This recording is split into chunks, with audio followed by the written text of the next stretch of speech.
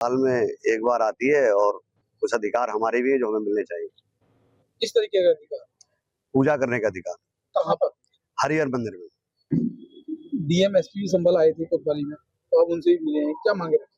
हमारी यही मांग है कि मंदिर में हमें पूजा की अनुमति दी जाए। मामला तो न्यायालय में है। हाँ, तो न्यायालय में है, तो न्यायालय से ही मांग कर रहे हैं, सबसे मांग कर रहे हैं हम अपनी मांग रख रहे हैं, सरकार के समक्ष रख रहे हैं, माननीय न्यायालय के समक्ष रख रहे हैं। क्या अपना दुखला भी नहीं रो सकते क्या? हम कोई वहां जाकर विरोध थोड़ी कर रहे हैं, वहां पर जाकर कौन सा पत्थरबाजी थोड़ी कर रहे हैं जैसे दूसरे पक्ष के लोग कर रहे हैं। ये विरोध कहाँ हुआ है? ये तो हम अपना बात रख रहे हैं। व्यक्ति को अभिव्यक्ति की स्वतंत्रता है, व्यक्ति के मूल अधिकार हैं। अगर व्यक्ति को पीड़ा होगी तो वह व्यक्ति जो है उस चीज की मांग करेगा। ये हम हमारे महाराज जी ने, हम लोगों ने और समस्त हिंदू समाज ने ये मांग रखी। और सागर लगातार संभल से हमारे साथ जुड़े हैं। सागर, लोग सीधे सीधे मांग कर रहे हैं कि अगर नहीं मानी गई हमारी बातें तो हम पथराव तो नहीं करेंगे, अपनी बात हम रख रहे हैं और अपनी बात रखने के दूसरे तरीके भी हैं, उस पर भी जाएंगे हम।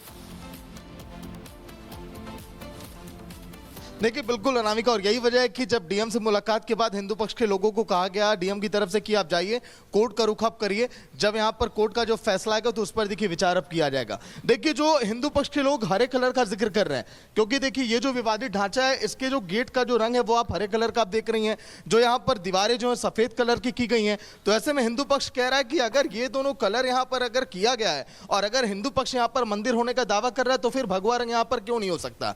और यही वजह है कि हिंदू पक्ष के लोग अब देखिए हो सकता है कोर्ट का रुख अब करें ताकि उस पर जो है फैसला है। अब देखिए कुछ देर के बाद जो इस पूरी जो इमारत है बाहर के हिस्से का पहले देखिए रंग रोगन का काम किया जाएगा, सफेदी इसकी की जाएगी, लेकिन जब जो है अब हिंदू पक्ष की तरफ से जो अपील की गई है क्या अब उसमें देखिए आगे विचार किया जाएगा, क्योंकि हो सकता है आज के दिन से अगर इसकी पुताई का काम शुरू हो तो हिंदू पक्ष भी जो है अपनी कार्यशैली में बहुत तेजी अब लाएगा, ताकि जो है यहाँ पर जो मांग की जा रही है भगवा रंग होने की और जो हरिहर मंदिर होने का दावा किया, यही वजह है कि इस पर जो कहा जा रहा है कि विचार किया जाए और होली के दिन ही बताइए संभल की तरफ से आदेश दिया गया है। बहुत बहुत शुक्रिया जानकारी देने के लिए सागर, आप हम तक जानकारी पहुंचा रहे। खबरों में आगे बढ़ते हैं, तस्वीर आप तक पहुंचाएंगे और आपको बता दें कि बेंगलुरु में सोने की तस्करी के गैंग में शामिल अभिनेत्री पर शिकंजा लगातार पुलिस कस रही है और आपको बता दें कि रान्या की मुश्किलें बढ़ती हुई इस वक्त नजर आ रही है। ये भी आपको बता दें कि उससे पूछताछ की गई। इसी बीच एक बड़ा खुलासा हुआ है, आपको बड़ी खबर बता दें कि बड़ा खुलासा यहां पर किया गया है। क्या वो बड़ा खुलासा है, रिपोर्ट के जरिए आपको बता दें।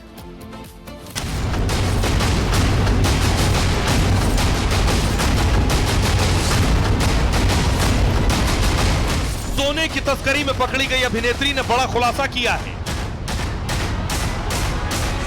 अभिनेत्री ने बताया कि वो 14 किलो सोने को कैसे शरीर में छुपा कर लाई।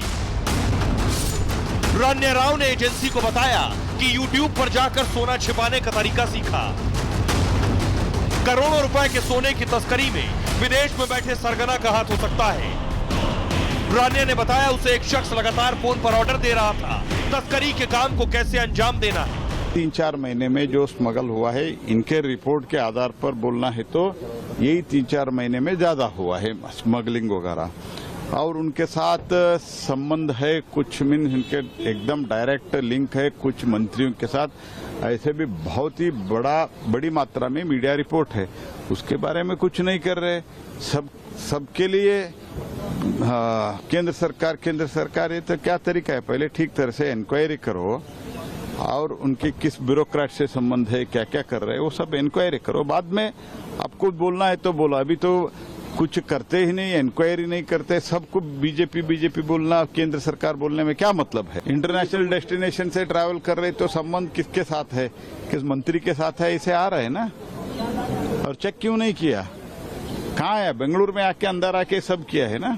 दंगे हुए थे उस मामले में ये वांटेड था। शर्जिल इमाम के साथ मिलकर जो दंगे भड़काए गए थे उसमें न्यू फ्रेंड्स कॉलोनी में इसके खिलाफ मुकदमा दर्ज किया गया था। लेकिन आपको बता दें कि मोहम्मद हानिफ की पहले भी गिरफ्तारी हो चुकी है। 7 महीने पहले वो जमानत पर बाहर निकला था, लेकिन कोर्ट की तारीख पर वो पेश नहीं हो रहा था, और जिसको देखते हुए प्रोक्लेम ऑफलेंडर, जिसको आपराधिक जो गतिविधि है वो बोल दिया जाता है, और उस मामले में ये लगातार वांटेड था। अब इसकी गिरफ्तारी दिल्ली के गाजीपुर घडोनी रोड से दिल्ली पुलिस की स्पेशल सेल ने की है। 4 आपराधिक मामले इस पर पहले से ही दर्ज थे, लगातार पूछताछ की जा रही है।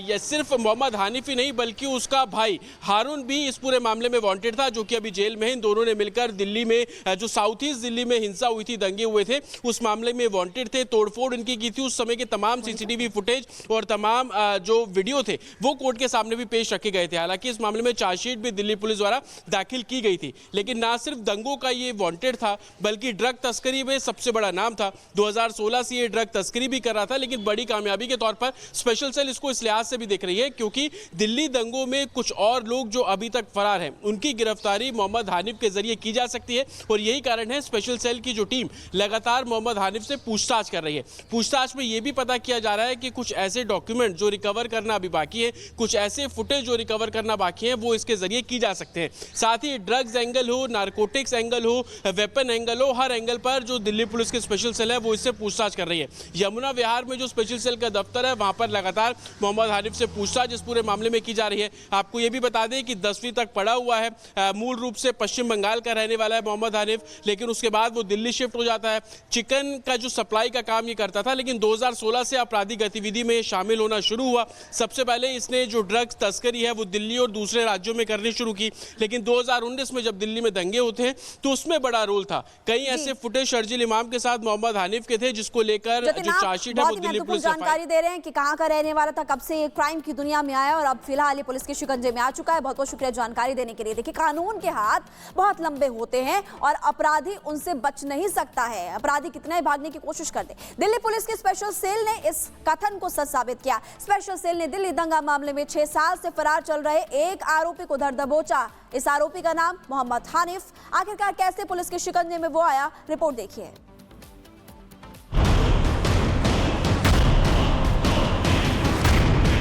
ठीक 6 साल पहले दिल्ली को दंगे की आग में झोंकने वाले कई आरोपियों पर लगातार कार्रवाई हो रही है, लेकिन इस कार्रवाई में दिल्ली पुलिस की स्पेशल सेल को बड़ी सफलता होली के दिन मिली। दिल्ली पुलिस की स्पेशल सेल ने वांटेड आरोपी मोहम्मद हनीफ को गिरफ्तार किया है। वांटेड आरोपी मोहम्मद हनीफ 6 साल से फरार चल रहा था। पुलिस ने उसके पास से आधुनिक पिस्टल और 5 जिंदा कारतूस बरामद किए हैं। हनीफ सीएए एनआरसी विरोधी दंगे में शामिल था। वो अपने भाई हारून के साथ मिलकर दिल्ली में हुए दंगों में शामिल हुआ, जो कि न्यू फ्रेंड्स कॉलोनी के पुलिस स्टेशन के अधिकार क्षेत्र में आता है। शर्जील इमाम और आसिफ इकबाल मामले में सह आरोपी हैं। हनीफ ड्रग्स कारोबार और आर्म्स एक्ट मामले में पहले से वांटेड था। पुलिस ने बताया कि मोहम्मद हनीफ मूल रूप से कूच बिहार, पश्चिम बंगाल का रहने वाला है। उसने न्यू फ्रेंड्स कॉलोनी स्थित जुलेना स्कूल से 10वीं तक की पढ़ाई की है। दंगों के बाद से फरार चल रहे हनीफ को स्पेशल सेल की टीम ने सुनियोजित तरीके से धर दबोचा। जानकारी मिली थी